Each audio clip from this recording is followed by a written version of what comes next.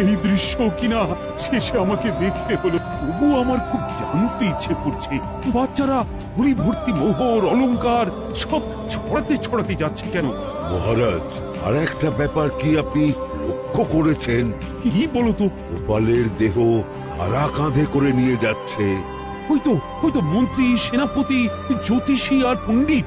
আসলে গোপালের এই শেষ যাত্রা আমাদের কিছু শিক্ষা দিয়ে যাচ্ছে মহারাজ। এই যে দেখুন, যারা গোপালকে সহ্য করতে পারত না, এখন তাদেরই কাঁধে গোপাল যাচ্ছে।